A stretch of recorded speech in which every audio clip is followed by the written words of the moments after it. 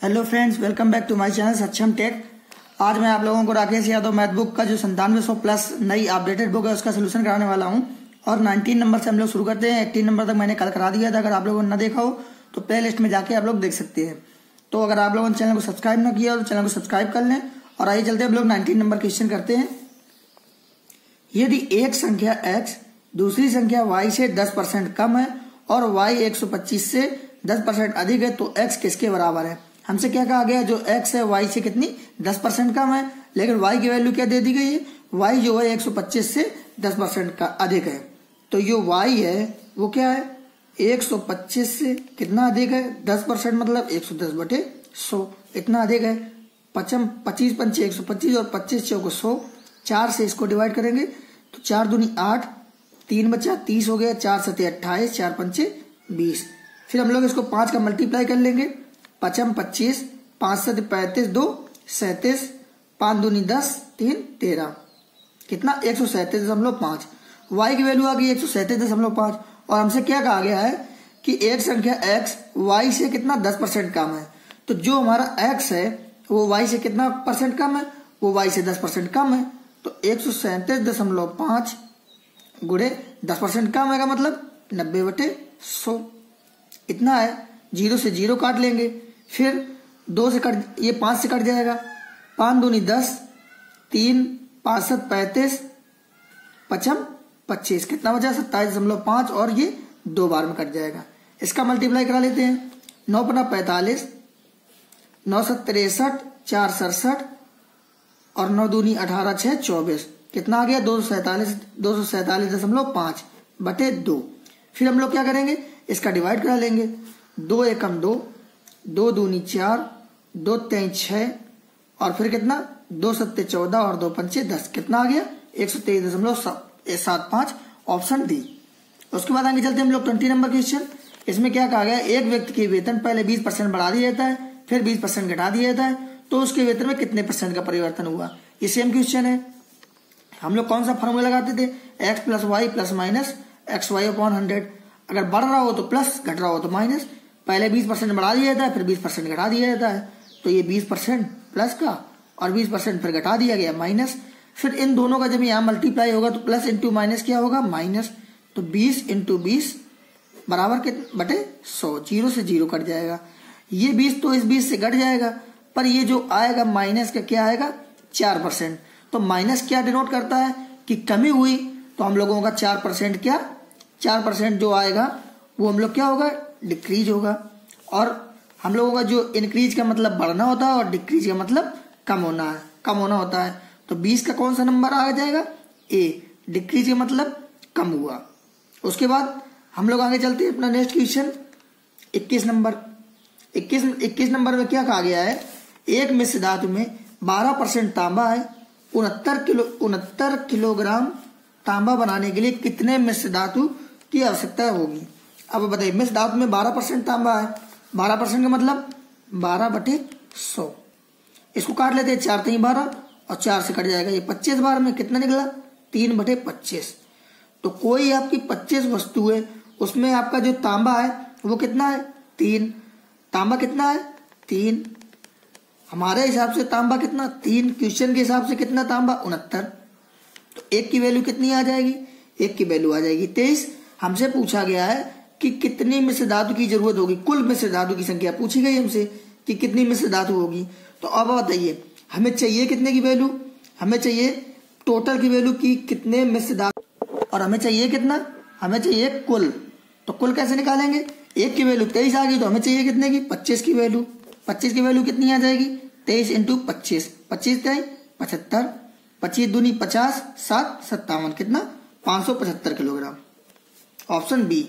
और इसको करने के लिए एक मेथड और है, सेकेंड मेथड, वो भी मैं आपको बता देता हूँ जो आप लोगों को अच्छा लगे। हम लोगों ने यहाँ तक निकाल लिया था कि 25 टोटल है और उसमें कितना 3 तांबा है। तो यहाँ पे आप लोग लिख लीजिए कि 3 तांबा है कितने में 25 में, टोटल 25 में तांबा कितना 3 है, और हमको चाहिए कितना 69 किलोग्राम तांबा पाने के लिए। तो अब आप बताइए 3 किलोग्राम तांबा है, इसको 69 करना है तो हमें कितने का मल्टीप्लाई करना पड़ेगा, 23 का मल्टीप्लाई करना पड़ेगा। 23 3 69 आ जाएगा, 69 किलोग्राम। तो हमें यहाँ पे भी 23 का मल्टीप्लाई करना पड़ेगा, तब भी हमारा कितना आंसर आएगा 575 किलोग्राम। तो आप लोग इस तरीके से भी डायरेक्टली कर सकते हैं या तो फिर ऐसे आप निकाले कर लेते हैं। उसके बाद आगे हम लोग चलते हैं, नेक्स्ट क्वेश्चन है हमारा, नेक्स्ट क्वेश्चन सॉल्व करते हैं हम लोग 22 नंबर। 22 में क्या कहा गया है, एक विद्यालय में लड़के तथा लड़कियों का योग कितना 150 है। यदि लड़कों की संख्या x तो लड़कियों की संख्या लड़के तथा लड़कियों की कुल संख्या का x% हो जाती है। कुल योग कितना है, जो बॉयज और गर्ल्स हैं उनका टोटल कितना है 150 है। अगर कह दिया लड़कों की संख्या, बॉयज हमारे कितने हैं x हैं, तो अब बताइए गर्ल्स कितनी हो जाएंगी, गर्ल्स हो जाएंगी 150 माइनस x, क्योंकि जो 150 में घटाया जाएगा बॉयज को तो जो आएगा वो गर्ल्स होंगी।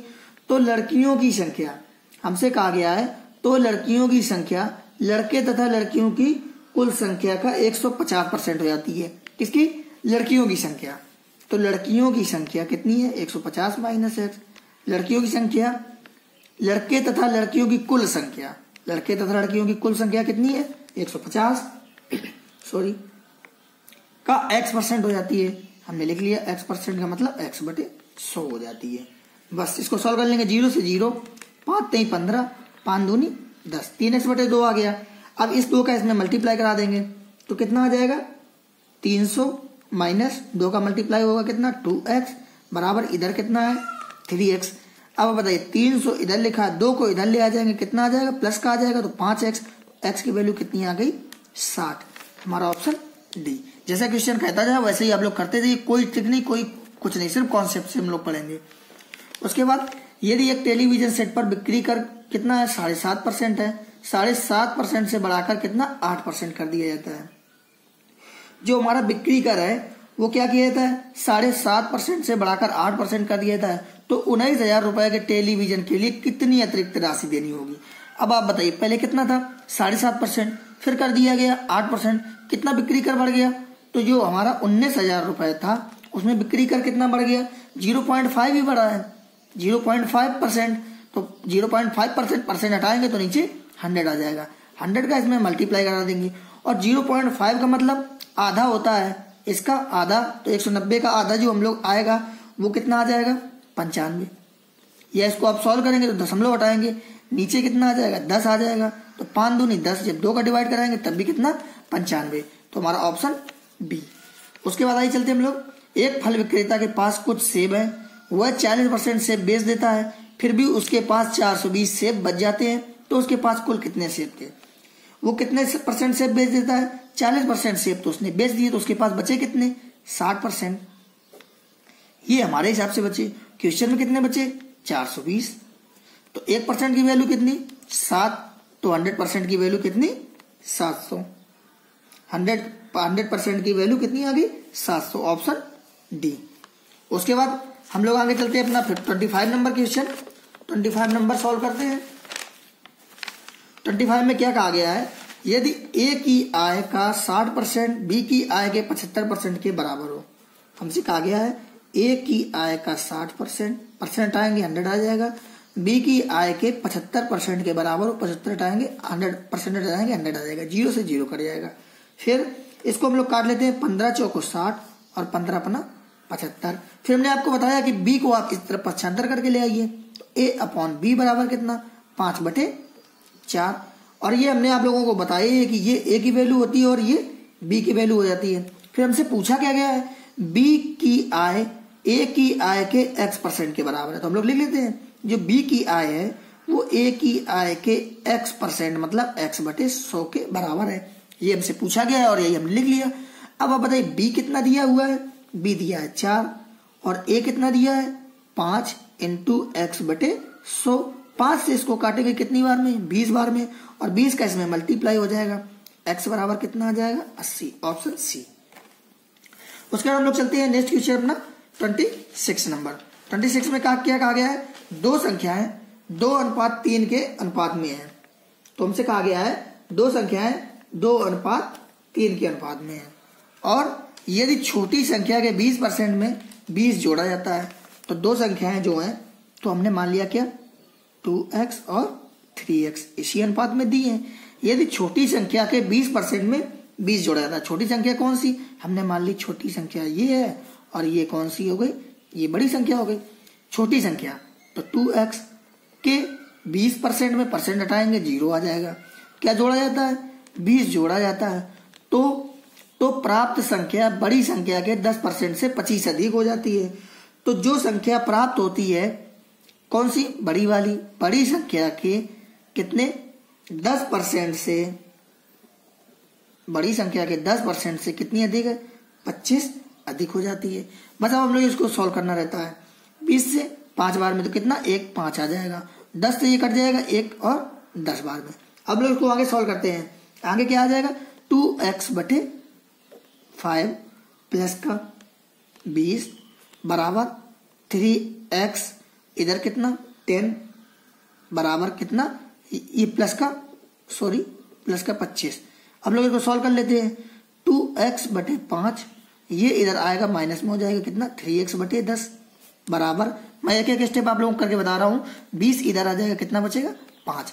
अब इसको आप सॉल्व करिए, 10 एलसीएम आ जाएगा, इसमें 2 का मल्टीप्लाई करेंगे कितना 4x, 4x में 3x चला गया, कितना बचा x बटे 10 बराबर कितना 5 के। तो x बराबर कितना 50। तो x की वैल्यू कितनी निकल के आ गई 50। हमसे पूछा क्या गया है, तो छोटी संख्या ज्ञात कीजिए। छोटी संख्या हमने क्या मानी थी 2x, तो जब छोटी संख्या 2x तो 2 × 50 बराबर 100, ऑप्शन ए।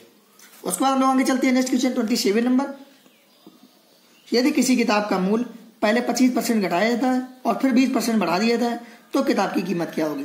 सेम क्वेश्चन वही x + y + माइनस XY/100। ऐसे क्वेश्चन करने के लिए आप यही मेथड लगाइए, ना कि आप 20% को 1.5 और 25% को 1.4 लिखिए, इससे जल्दी हो जाता है।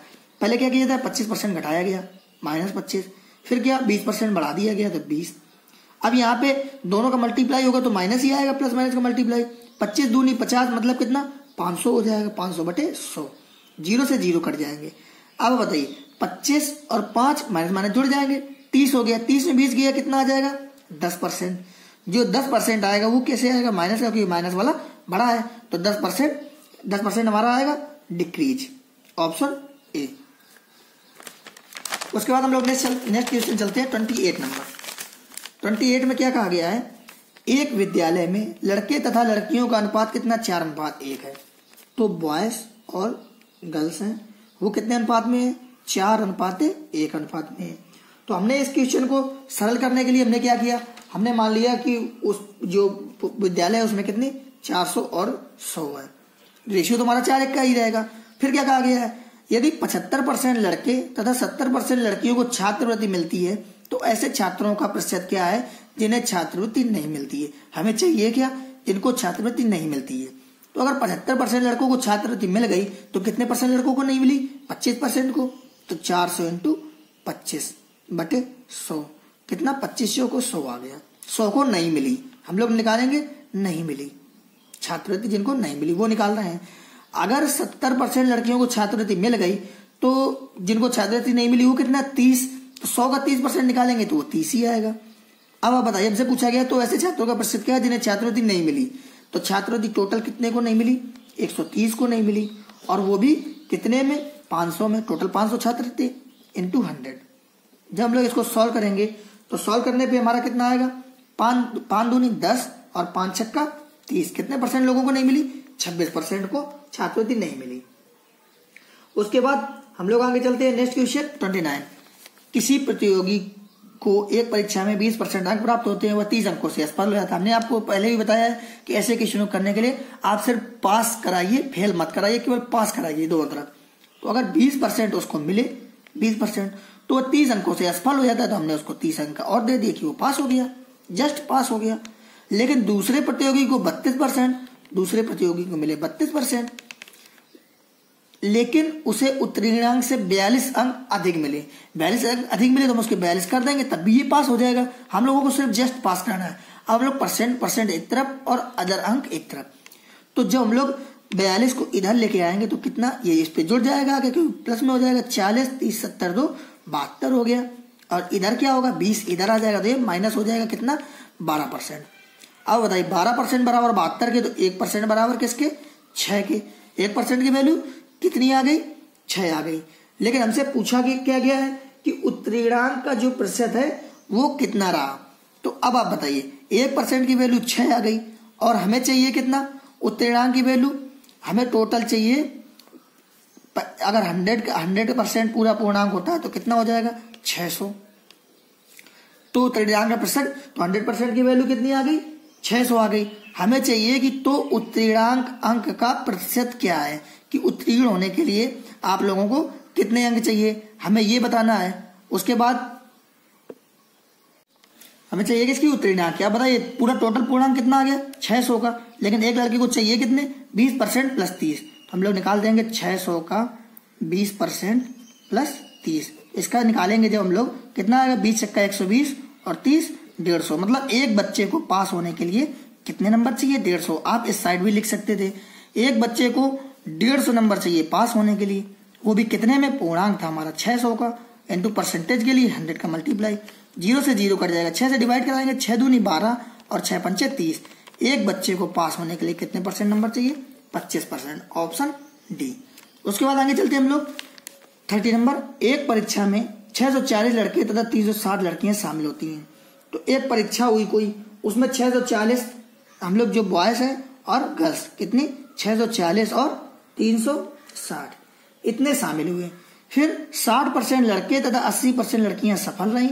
असफल छात्रों का प्रतिशत ज्ञात कीजिए। हमें असफल का चाहिए, अगर 60% लड़के सफल हो गए तो असफल कितने हो गए 40%।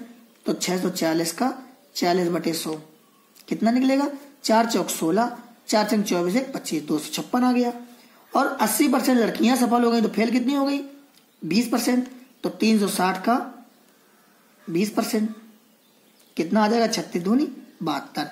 इतने लोग क्या हो गए असफल हो गए। और हमें असफल का परसेंट निकालना है और परसेंट हमेशा टोटल से निकलता है।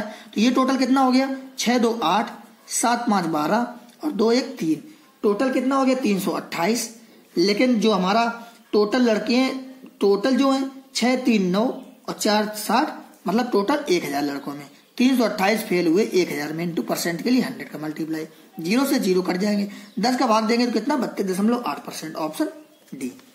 उसके बाद हम लोग चलते हैं कितना अपना 31 नंबर क्वेश्चन। 31 में क्या कहा गया है, एक परीक्षा में 34% प्रतियोगी गणित में तथा 42% प्रतियोगी अंग्रेजी में असफल होते हैं, तो 20% प्रतियोगी दोनों विषयों में असफल होते हैं, तो कितने परसेंट प्रतियोगी दोनों में सफल होते हैं। इस क्वेश्चन को करने के लिए हम लोग वेन डायग्राम से करेंगे। वेन डायग्राम से बहुत ही सिंपल क्वेश्चन होता है, और वेन डायग्राम से करने के लिए हमें क्या, हमें यहाँ की वैल्यू पहले पता होनी चाहिए। तो यहाँ पे कहा गया है कि गणित में तो ये मैथ हो गया और एक इंग्लिश हो गया, और जो दोनों होगा वो यहाँ पे कम से क्या कहा गया 20% प्रतियोगी दोनों विषयों में असफल हुए। बस जो दोनों के कायदे उसी को हमें पकड़ लेना चाहिए। तो जो 20% है वो दोनों में असफल हो गए बस। फिर उसके बाद 34% प्रतियोगी गणित में, अगर 20% यहाँ पे हो गया तो अभी गणित में कितने असफल हुए 14। हम लोग निकाल कितने रहे हैं, ये असफल का लिख रहे हैं। और इंग्लिश में कितने 42% प्रतियोगी अंग्रेजी में असफल होते हैं, 20 हम लोग यहाँ पे लिख चुके हैं। तो अब बचे कितने 42 में से 20 अगर चला जाएगा कितना बचेगा 22। अब आप बताइए टोटल लोग असफल कितने हो गए 2 4 6, 2 2 4 1 5, असफल कितने हो गए 56। और होता कितना टोटल है 100, टोटल हमेशा 100 होता है। अगर असफल 56 हो गए तो सफल कितने हुए होंगे, सफल हुए होंगे 44%, ऑप्शन सी। इससे बहुत ही आसान हो जाता है। आगे चलते हम लोग 32 नंबर। एक व्यक्ति अपनी आय का 20% बड़े बेटे को, शेष आय का 30% छोटे बेटे को और शेष राशि का 10% एक ट्रस्ट को दे देता है। इस क्वेश्चन को करने के लिए हम लोग सीधे आपको क्या मानना पड़ेगा, टोटल कितना, टोटल हमने मान लिया 100। क्या करता है 20% बड़े बेटे को, तो 20% ये क्या किया बड़े बेटे को कितना दे दिया 20%। अब आप बताइए शेष कितना बचा 80 बचा। फिर उसके बाद क्या कहा गया है शेष आएगा 30% छोटे बेटे को, तो 80 का 30% कितना होगा 24 होगा। तो 24 क्या करता है छोटे बेटे को दे देता है। तो अब आप बताइए 80 में से 24 चला गया कितना बचा, हमारा बचा कितना 56 बचा। फिर उसके बाद और शेष राशि का 10% एक ट्रस्ट को दान कर देता है। जो शेष 56 बची है इसका एक ट्रस्ट को दे देता है कितना 10%। इसका 10% कितना आ जाएगा 5.6, सीधे सीधे ही आ जाएगा 5.6 तो यहाँ पे अब शेष कितना बचा, अब बचा 50.4, जो शेष बचा 50.4 के, और क्वेश्चन में शेष कितना बचा है 180 के। तो एक की वैल्यू कितनी आ जाएगी 180 बटे 50.4। अब आप दशमलव हटा देना, ऊपर एक जीरो बढ़ा देना, 504 हो गया। 504 को जब काटेंगे तो 504 दूनी 1008 मतलब 200। तो एक की वैल्यू कितनी आ गई, एक की वैल्यू आ गई कितनी 200।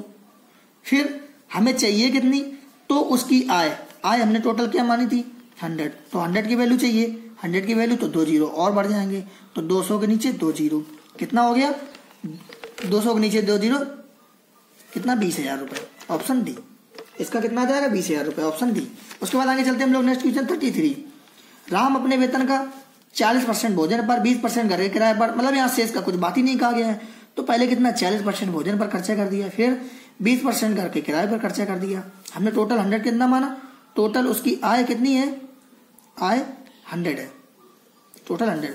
40% 20% घर के किराए पर, 10% मनोरंजन पर और 10% यातायात पर, इतना उसने खर्च कर दिया। कितना खर्च कर दिया 40 20 60 10 70 10 80 खर्च कर दिया, तो बचा कितना 20 बचा। अगर हमारे हिसाब से बचा 20, क्वेश्चन के हिसाब से कितना 1500। तो हम लोग जब एक की वैल्यू निकालेंगे तो कितनी आ जाएगी 75, जीरो से जीरो काट लिया, 2 का भाग देंगे कितना 75। तो उसका मासिक वेतन कितना था, मासिक वेतन हमने कितना माना था, उसकी आय 100, मतलब वेतन हमें 100 की वैल्यू चाहिए कितनी 7500। तो जो हमारा वेतन निकल के आएगा वो कितना निकल के आएगा हमारा 7500, ऑप्शन बी। उसके बाद आगे चलते हैं हम लोग 34 नंबर। एक चुनाव में 2 उम्मीदवार थे, एक चुनाव में कितने 2 उम्मीदवार थे। 75% मतदाताओं ने वोट डाले, जिसमें से 2% वोट अवैध घोषित कर दिए गए। एक उम्मीदवार को 92-61 वोट मिले, जो वैध वोटों का 75% है। तो चुनाव में कुल कितने मतदाता हैं। इस क्वेश्चन करने के लिए मैं आप लोगों को एक ट्रिक बताता हूँ, बढ़िया सी, सीधा सिंपल कर दीजिए। एक चुनाव में 2 उम्मीदवार थे, 75% मतदाताओं ने क्या किया वोट डाले। आप लोग इसको सीरियल से सॉल्व कर दिए, मतलब टोटल वोट एक्स थे, उसमें 75% लोगों ने मत वो डाले, तो 75/100।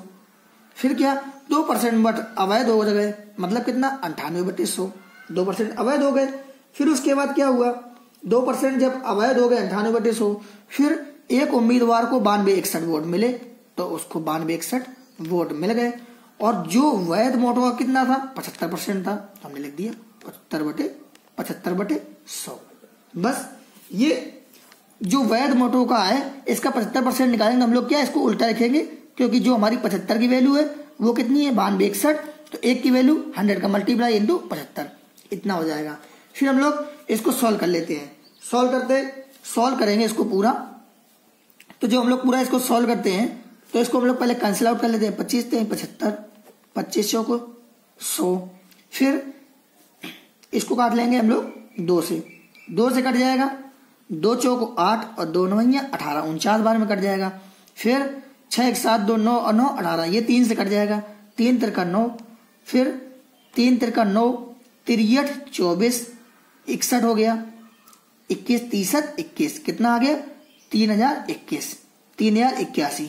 फिर हम लोग इसको सॉल्व करते हैं 75 से ये हमारा डिवाइड हो जाएगा पूरा का पूरा इतने बार में। जब हम लोग इसको पूरा डिवाइड करेंगे तो कितना आ जाएगा, ये हमारा कितने बार में पूरा डिवाइड हो जाएगा, ये हमारा डिवाइड हो जाएगा। इसको पूरा जब सॉल्व करेंगे तो जो x की वैल्यू आ जाएगी वो कितनी आ जाएगी 16800 मतदाता, ये टोटल मतदाता आ गए।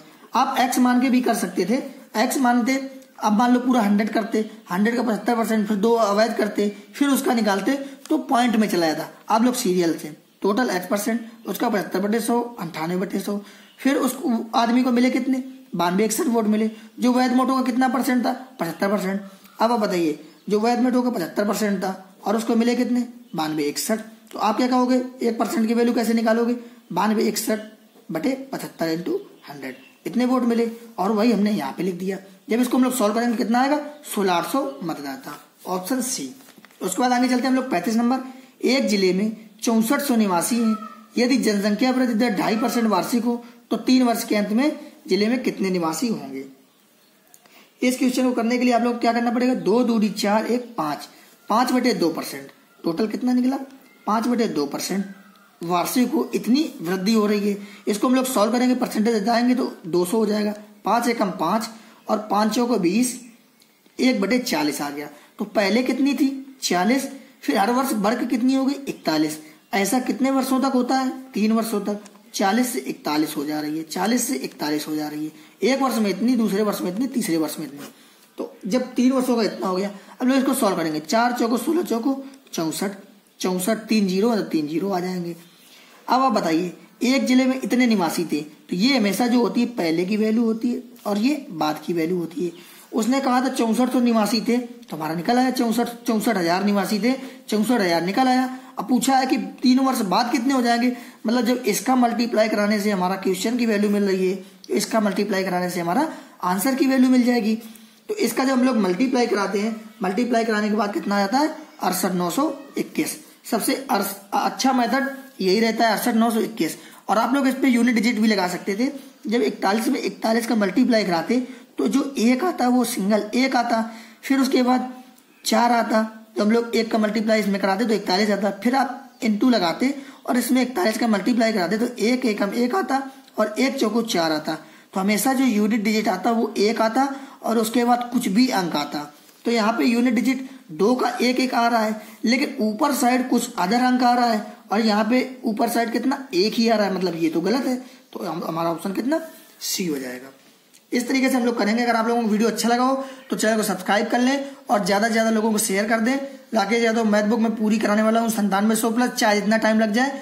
बड़े क्वेश्चन है, ज्यादा क्वेश्चन है, टाइम लगेगा, लेकिन मैं कराऊंगा पूरी। तो आप लोग चैनल को सब्सक्राइब जरूर कर लें।